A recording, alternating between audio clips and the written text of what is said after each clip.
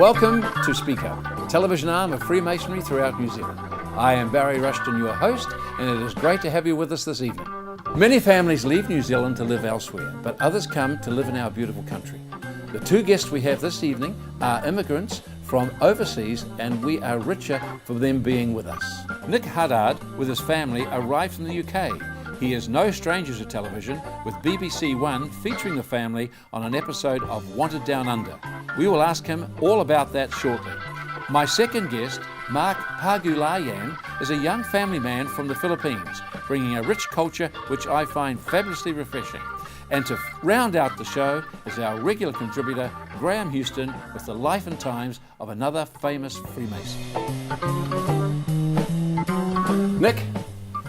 Hello, Barry. Good to see you. Very good to see you too, mate. Welcome to Speak Up, of course, and welcome to New Zealand. You would have heard that 100 times, right? Thank you, man. I mentioned in the opening that we know that you had this little television show that you were on yourself. Yeah. Tell us a little bit how that happened and what brought you to New Zealand. I think the first thing that happened is my wife was coming off maternity leave with our third child, and I lost my job. So we looked at how we could do this in terms of childcare. So we both decided that I'd be a stay-at-home father or house husband. So, and I gave the breadwinner title to my wife. So if she was the main breadwinner, we didn't have to be focused in London. I was in IT. We could move around. So we looked outside of London, and we started looking further afield. In England, though? In England, or Singapore. Yeah. America came up, Canada, but we kept coming back to New Zealand. My wife had heard reports about, doctors in New Zealand that went windsurfing at lunchtime and what an idyllic lifestyle it was. And I chanced on a daytime program called Wanted Down Under, which families from the UK are taken out to Australia or New Zealand. They're shown houses, they're shown jobs, and they're given a taste of the Kiwi lifestyle. That must obviously get quite a sizable audience because it must be a travelogue of New Zealand as well in Australia. Yeah, I think it's normally about 2 million people 2 or 3 million during the day. It's daytime telly, but a lot of people who are interested in coming to New Zealand or coming to Australia would watch it to find out about the lifestyle themselves. Great. I thought, that looks good. And I thought, if we can get on that programme, that'll save us a lot of money. So I wrote an application to the programme, and we got accepted upon it. Wow. So they sorted out the travel visas, they sorted out the flights, the rental car, and the holiday house. So you came out first, right? You all came out first? We all came out first. We flew via Singapore straight here. Yeah. And as soon as we got off the plane, there's a film crew there.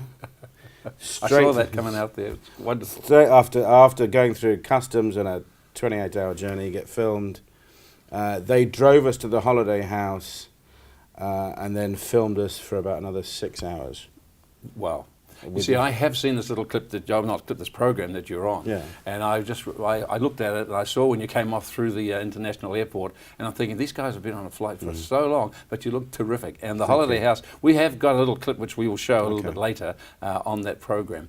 But so then you stayed, and then you decided to see, do you like New Zealand or not? Well, it really was a taste of New Zealand for that week. Yep. So we had a day of rest after they'd filmed us for the first day. Then we were straight into looking at houses. So we saw how much we can afford for the money we had. Right. We saw some cracking houses, some really, really nice houses. It was too early for us to buy, but we got an idea of what we can afford with our money, what it would cost to live this lifestyle. The next day I went to look at a local school to see if the kids would like it and if they'd fit in and what sort of schooling they offered. And my wife also went to speak to a doctor at one of the local hospitals to find out how much money it would be and everything else. So now that you've been a house husband, which is fantastic because you do a great job for what I've seen on the show, your wife has got a terrific job, hasn't she? She's got a terrific career, right? Yes. She's an anaesthetist, right? She's a consultant anaesthetist. Fantastic. There was a time when we both earned on par, but my job was very London focused, right? City centre focused, financial area. Now, with her job, it meant that we could move out of London and indeed out of the UK, and her job is much more portable than mine. Now, the issue with that is her hours are a lot longer. Yeah. So this morning she left at 5:30. She'll be back tonight about 7. So Wow. in terms of getting the children ready for school, sandwiches ready, pick up, there's a school disco this evening, and all that entails, my wife's not around for it, so I'm the house husband to do that. So you go back to England after the first initial trip. You make the decision, yes, you're going to emigrate, right? from UK? No, I think, first thing, we saw all the lifestyle. There was nothing that we didn't like. Right. We saw the houses. We realised we could afford what we wanted. We liked the jobs. We liked the schools. It was still pretty good. What happened after the programme finished is we got a camper van. And we drove around the North Island, New Zealand. And I remember exactly when the point was. I sat outside in a campsite in Coromandel with a glass of malt whiskey and looked at the stars. Wow. And I said to my wife, I think I'm a little bit in love with this country. Would have been clear and beautiful. It was and then when we came back, it was a little bit like a holiday romance. Where you miss, the person that you've met abroad, and you kind of thought, we want to kind of make this happen. So when you decided to come, I mean, Yes. the immigration, were they helpful? Was it easy for you to do such? Was was there any easy. hoops Sorry. that you had to jump through that you didn't foresee, or that you thought, gee, I didn't expect that? It was far more expensive than we thought. Is that right? It was a lot of money to get visas, to get the medicals, to get my wife's qualifications recognised. I'm not sure it's hoops. It's just a lot time consuming. Right. As a married couple, we were married 10 years before we moved here, but you still have to prove your marriage. Well, you have to provide photos of you as a yeah. couple. You have to provide travel itineraries to prove you're not a sham marriage. Constant power bills with the same address and all Yeah, that sort of exactly. stuff. Yeah. Now that the exuberance of actually getting here. Now you've been here a little while now, correct? Yeah, 2 years. Yeah. 2 years. That's fantastic. Has the gloss sort of waned a little bit? I mean, are you still as in love with the place as you thought you were always going to remain? I am in no doubt this is the place we want to stay. Beautiful. I have moved my pensions over from the UK. We sold our house back in London. This is the place we want to live. The kids are sure about that. My wife and I are sure about that. We have a dog. We live the Kiwi lifestyle. Beautiful. Now, you've been here long enough to know that you've met a number of New Zealanders. Yes. Are there any sort of antipathy and traits that you think, gee, these guys still haven't got over that? Do we do some quirky things that you've noticed? I'm not sure there's quirky things. I think a lot of New Zealanders suffer from SAD, seasonal affective disorder. If it's rainy and grey and windy, which it often is, people are grumpy. People don't say good morning. Yeah. When the sun shines and the sky is blue, there isn't a better place in the world. It's warm but not too hot. There's a light breeze. It's beautiful. Beautiful. And people say good morning. People are friendly. People have just a little bit more time. Great. Nick, before we talk about your life in the Freemason arena, the fact that you've now been so involved with the children, and you do all the bits and pieces, which I still love doing too, don't get me wrong, could you see yourself when they get to school or perhaps a little bit older, going back to that sort of corporate life that you were part of beforehand? I'm not sure I could ever go back to the corporate life. Yep. Because I could start a new job and then say, sorry, it's 5 o'clock, I've got to go and pick the kids up. And they've got to do this. When they're older, maybe. Now tell me, you joined Freemasonry in the UK before you got here, obviously. Yes, 2009. Tell us a little bit about how that evolved, what got you into it and why. This is a very corporate city thing to do. I was out with a friend of mine at a cigar and mojito evening, as you do, before kids. And late in the evening, we started talking about religion. And I started pressing him what religion he was, how was he spiritual, this and the other. And he was a bit coy about it, and then said he was a Freemason. So I asked more questions about it. So I ended up going to meet his lodge for an away day weekend, what they call a ladies' night. So I met them in an informal setting. It wasn't a lodge meeting, but it was informal, it was black tie, it was a dinner dance. It was very nice to meet them all casually. I then decided I'd like to join, so I was initiated in January 2009. Okay. And so you went through the 3 steps basically before you arrived here in New Zealand? Yes. Right, so that was all done. Yes. But you never took office, you never actually I reached was this year. what they call senior warden. Okay, oh, that's close. Just before I left, I would have been installed in the chair. If you'd stayed. Yeah, I left in the May. Well, I resigned in the May. I'd have been installed in the chair in October. Yeah, okay, good. So you've joined a lodge here, and a great lodge too, I know, because I'm a member of it as well. But tell me, have you noticed, obviously lots of similarities within the actual ritual of and how the lodges do things, but are there some sort of differences that you see about the way New Zealanders might approach being in lodge compared to your experience in the UK? I think the main difference here is that the lodge meets once a month, and you have practice, so two times before that. So 3 evenings a month you're taken up with Masonic stuff, if you're a member of just one lodge. So it's a lot more intense, but also a lot more enjoyable.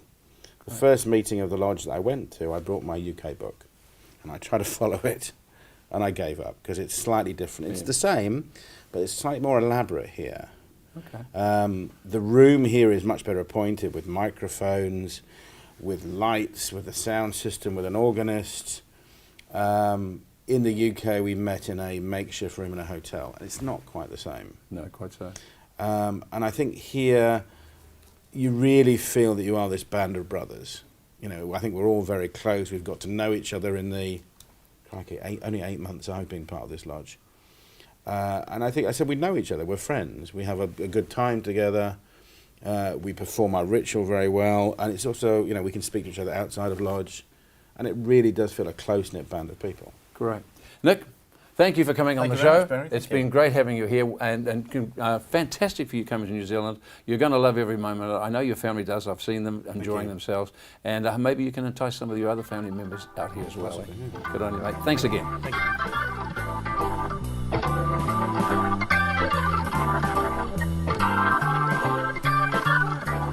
My second guest this evening is a young man from the Philippines, Mark Paguio. I know I'm having a tough time with that. How would you like to say it more correctly than myself? Barry, it is pronounced as Pagulayan. It's not that difficult, is it? I just need to work a little harder. Yes. It is great to have you here. It's great. What age did you immigrate to New Zealand? When did you come to New Zealand? I came to New Zealand in 2006, and I was 25 at that time. Wow. Okay. Did you come by yourself? My parents came here initially, Right. and when my father told me that he was migrating to New Zealand to look for a better future, my first reaction was, "Where's New Zealand?" A lot of people have had that thought for sure. Yeah, but now, and then afterwards, I came and followed, and then my two younger sisters came and followed as well. And right now, we're all settled here in New Zealand. Wonderful. Now, you may not know this, of course, but why did Mum and Dad decide to pick New Zealand? Why not say Australia or Canada or something like that? Did they have other relations out here? No, they didn't have any relations out here, but a few friends who suggested and recommended New Zealand to them. And that was the first country that came out. So it was, okay, let's go. Let's go. Every photo, I've never been to the Philippines, and I will remedy that at some stage, but all the photos I have seen of the Philippines, it's just so beautiful. It's just, maybe we're just seeing the lovely photos. What made your parents and yourself decide, okay, I'm going to leave this little paradise group of islands to come to another little group of paradise islands? Well, firstly, I would say that Philippines is really a beautiful country, not only in photos, so I suggest that you should make time and visit the Philippines. I guess it's really for a better future, greener pasture. Must be the reasons why my parents decided to move here. You or your parents and yourself lived in Manila, correct? Yes, we did. What I believe, Philippines has a population of about 102 million, and I think Manila has one of something about 23, 24 million. That's correct. Was that a factor? And you're saying, well, let's go to a little island that's got 4.5 million people. Yes, I believe so. Looking back, traveling to and from work because of traffic, just the volume of vehicles, it was consuming a lot of our time in our daily lives, really. Well, mate, you're living in Auckland now, and I think you're actually striking the same thing. A little bit less, I suppose. Yes. Tell me, before you left when you were 25, you said. Yes. What was your occupation? What were you doing? What kind of life did you have before you left? And I know you had a family life, but what was the life like in a place like that? At that time, 25, I was working as a software engineer for a Japanese firm. Right. As a 25-year-old, you have a lot of night outs with friends and a lot of gatherings really with people, a lot of socializing. Right. Okay, are you doing something similar in New Zealand now? Close to that, Barry. Yeah. Tell me what the difference. What are you doing? At the moment, I'm a senior network engineer for the University of Auckland. A network engineer. Yes. Okay. What does that entail? What's that mean? It means we look after the whole network for the university. It's 40,000 or more clients or devices connected to it, and we make sure that we provide a reliable and a safe network connection for the students and staff. I'm sure you're at liberty to say this is the University of Auckland, correct? Yes. 40,000, you call them clients, which is obviously Devices. screen devices, Yes. hooked up. That's incredible. Yes. Wow. Now, that must be one of the largest in the country, is it? I believe we are the third largest in the country in terms of networking, and it's really a massive responsibility for us network engineers to look after a huge university. Mark, I mean, I'm pretty computer illiterate. I've got one computer in the office and at home, and I'm always a bit scared that if something goes wrong, you know. What happens when, in that sort of a system, when something goes wrong? You go and run and panic and put your headsets on so that you can concentrate and fix the fault. Does your system then come under attack often from wherever? Yes, both internally and externally. But we have placed security all around the university to counteract those attacks. Wow. So what I'm taking from that, of course, is there are hackers out there, obviously, who just want to cause mischief, but there may even be hackers within the system, someone like me who might want to go in and try and up my grade a little bit, right? Move it from a C to an A or something like that. That's one thing. But there's a lot of things like, there are more serious, like intellectual properties that researchers are doing within the University of Auckland that the hackers wants to steal for their own gain, or maybe politically, or for their own country. You know, talking about protection, I mean, every now and then I'll get a little screen pop up on my computer saying your protection is running out or you haven't got it or whatever. So obviously you just don't go down to a computer store and buy this kind of protection. You must have this constantly being updated, rolled over constantly, right? That's right, Barry. These are enterprise-grade endpoint protections that we install on top of the network layer protection that we provide for the whole university. A complex job. It is indeed. Oh, good. And you're enjoying it? I am. I've been there for 10 years now.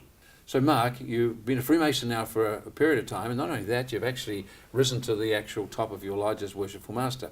How did your pathway start? I know you weren't a Freemason in the Philippines. You've joined since you've been here. So how did your pathway start in Freemasonry? So knowing that that our national heroes are Freemasons is what inspired me initially to look at joining Freemasonry. And second is curiosity. And when I met a friend who was a Freemason here in New Zealand, it was through him that I was able to join a lodge. So you rose to, when I say rose to the rank, that sounds a bit silly, but you worked your way through the various parts of a Freemasons meeting and you became a Master of the Lodge. What year was that? 2017, 2018. Oh, so you're just out of the chair. Yes. So you can look back now, okay, either with great fondness or great relief, one of the two. What's some of the things that you really loved about being a Master of the Lodge? Being a Master has great challenges unto it. And there are a few things that it taught me. And a few things of those are, it taught me how to accept the different people and situations that may arise. At the same time, optimistically treat all these challenges as something that I can learn from. Right. And most importantly, it helped me to understand myself, that what I can and cannot do. Fantastic. Well, mate, you've been carrying the torch for the Philippines in your lodge and here. Thank you for being a guest. And I really, really enjoy all the men that I've met from the Philippines and their families. It's been a lovely experience for me. Thank you again. Thank you, Barry. On behalf of everybody. Thank you. And rounding out the show this evening is our regular contributor, Graham. Great to see you. Hello, I Barry. believe you've been in Perth. Good to Yes. have you back, mate. Who have you got for us today? A guy called Mustafa Kemal Ataturk. Wow, heard that name. He is very, very famous, famous throughout the world. He was a revolutionary statesman and founder of the Turkish Republic. Born in 1881, died in 1938. He was more of a secularist and a nationalist person, and that was reflected in his policies, which became known as Kemalism or Ataturkism or the Six Arrows, and they covered the programs that he had. He is a bit of an enigma in some respects. There is the conspiracy theorists out there will say that he was a Jew. Others will say that he was a Islamist. But he seemed to come, or his family seemed to come from from the area where a lot of Jews outwardly became and converted to Islam, but practiced the Jewish faith privately. So no, he was a bit of an enigma. They weren't quite sure which one he was. But he went to school in his very early years at a Islamist school, but at his father's urging, that was changed to go to a secularist school. And so when his education was finished, he went into the military. I think that's where he really is known, right through that his whole military life. And it seemed to be that he was always involved in wars. And during that time, he rose till he had command of the army. And it was in that position that he finally took over and ran the Turkish Republic. Exactly. And I think for our viewers out there, that we all know the Gallipoli, events in the First World War. Well, he was the commander of the Turkish side, right? Correct.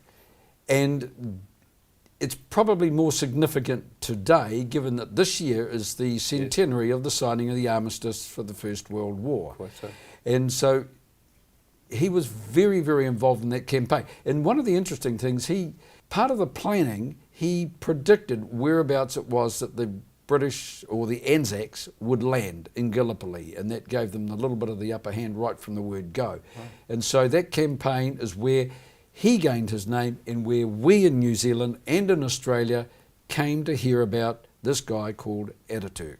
So at the end of the First World War, at the end of the First World War, when the Allies basically had won, they then decided how the boundaries of countries were going to go, correct? But he said, well, I'm not going to have a part of that. Well, he was unhappy with the treaty conditions, because it was the breakup of the Ottoman Empire at that stage, and he was unhappy with the terms, and he and a group of others fought against it, and that's where the establishment of the Republic came about.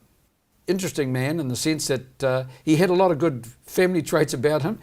He and his wife adopted 13 children, 12 were girls and 1 were boys, so he had a very strong family connection there.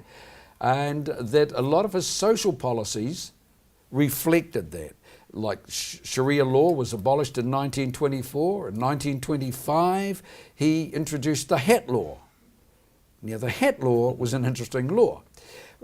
The Turkish or the Ottoman Empire, the headdress that men did wear was the fez, that cylindrical hat with a little tassel on the top that they wore. I've always seen a Turkish dancer with that hat on, right? The 1925 hat law took that away as being the headdress of Turkey, and the Western hat, like the fedora or the hats, were the hats to be used because he wanted to westernise and make it a westernised democracy and a secular democracy within Turkey. And so Western style suits and neckties for men, and women could wear what they were comfortable in and what they thought was appropriate for them at the time. Now, that did cause some concern amongst the more conservative people, and there were attempts to move him aside. There was even an assassination attempt, but that was thwarted as well. So he brought about this very big change within the Republic of Turkey. And he did say, and one of his mottos or one of his slogans was, peace at home, peace in the world. So he was just trying to establish peace at home, then that would reign throughout the world. Not just if there was peace there, but peace everywhere. Did you find out then, of course, where he joined Freemasonry? Yes, he became a Freemason in 1907. He was initiated under the Grand Orient Lodge of France. Wow. Now, one of the interesting facts was that 80% of his officers during the time of the Turkish War of Independence were Freemasons. Wow. 80%. it is said that he always surrounded himself with Freemasons. So they had a lot of influence in Turkey at that time. In 1935, under pressure from Hitler, Mussolini, the people that were not pro-Freemasonry, but they were not pro a lot of foreign societies or groups. Anyway, and neither was he, Ataturk, pro. And so the order to shut these organisations down came, and many of them were compelled to shut down. But Freemasonry was not compelled to. It was just suggested to them that they lay low and cease operations, which they did. And so in 1948, it was a relatively easy job for them to re-establish in what they did, and they got their properties back. So they weren't and persecuted. He just let them sort of let them die. Sit under the blanket, so to speak. Absolutely. Yeah, great. Yeah, so there are memorials all around the world attributed to Ataturk. And United Nations in 1981 named it the Ataturk Year of the World. There are Ataturk Airport, there's Ataturk Bridges, there's Ataturk Channel in Australia, there's the Ataturk Memorial in New Zealand, in Wellington. There are many, many places that have paid tribute to this man. Even though he was an enemy, he was an honourable person. He was an honourable person. And look, in reading history, I often think it's the people that go out the front often don't really want to be there. It's the people in the governments and in the powers that make those decisions who are never at the front and never have to face what these guys face. Today in Turkey there are about 211 lodges involving about 14,900 members, and they're very much involved in promoting Freemasonry within Turkey and in Russia and in Syria and places like that as well. So it's a vibrant and well-established organisation in Turkey today. Fantastic. Graham, thank you, mate. Obviously, you always pick the great people to talk about, and today was no exception. Thank you again. Thank you very much. Well, that's our show for this evening. Thank you for tuning in. If you'd like to know more about Freemasons, please just go to the Freemasons website, which is freemasonsnz.org, or call the telephone number at the bottom of the screen. Look forward to seeing you next week.